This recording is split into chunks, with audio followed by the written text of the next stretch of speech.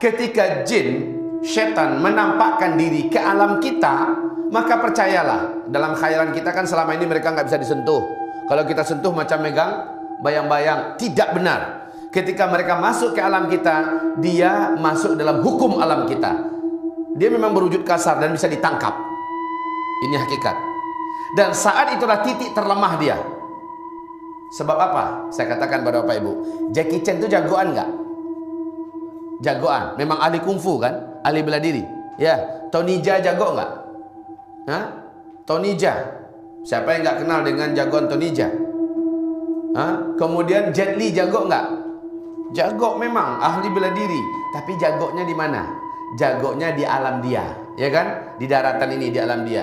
Coba sekarang Tony Jaa, Jet Li, yang lain-lain itu lemparkan dia ke laut, suruh kelahi dengan ikan hiu. Menang mana? Menang mana? Ikan hiu itu bisa bersilat, bisa kungfu nggak? Kenapa Jet Li, Jackie Chan, lain-lainnya itu bisa kalah?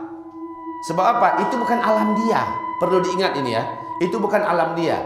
Di alam yang bukan alamnya, alam itu sangat menyiksa. Sejago-jago ahli renang, ahli selam, berapa lama sih dia mampu menyelam? Berapa lama mampu menyelam?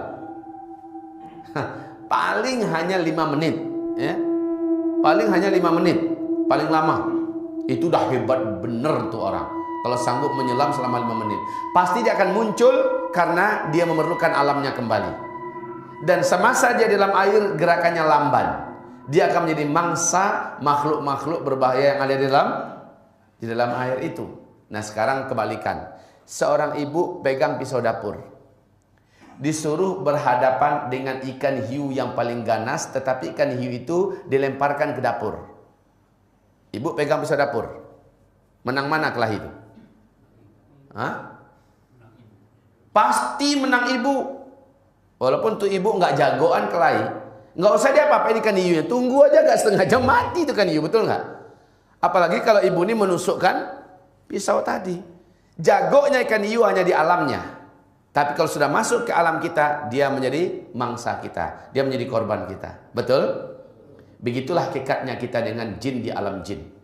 Apabila dia masuk ke alam kita, sesekali jangan pernah kita merasa takut kepadanya. Persis pernyataan Imam Mujahid rahimahullah, bila engkau melihat syaitan menampakkan diri kepadamu dalam wujud apapun saja, maka hinakanlah dia, ambil benda apa yang ada di dekatmu dan lemparkan kepadanya. Bismillahirrahmanirrahim, Allahu Akbar.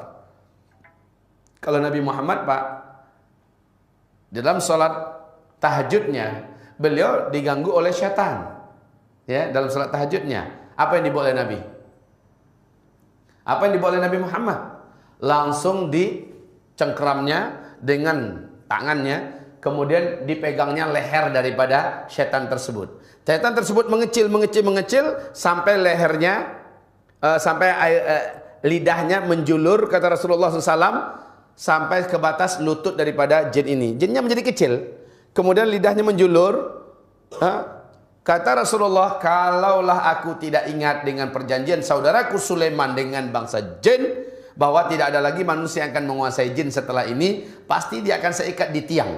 Jadi Pak, kalau itu jin sempat menampakkan diri ke alam kita, lalu kita tangkap Pak, dia pasti kita dapatkan.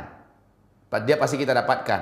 Ya, lalu kita ikat dia jatuh ke dalam hukum alam kita. Dia terikat sebagaikan seekor kelelawar yang kita tangkap. Lalu kita ikat di dinding. Macam itulah hukumnya. Sampai besok pagi anak-anak kecil mampu melihat ini jin. Tapi sudah dalam wujud kasar, ya, dalam bentuk fisik yang kasar. Begitu kaum muslimin. Makanya dalam perjanjian di alam jin, haram bagi jin menampakkan diri di hadapan manusia, karena ini pantangan dan undang-undang yang ketat di alam bangsa jin. Tidak boleh menampakkan diri kepada manusia, apalagi manusia itu manusia yang beriman. Karena bisa-bisa dia dibunuh oleh orang yang beriman.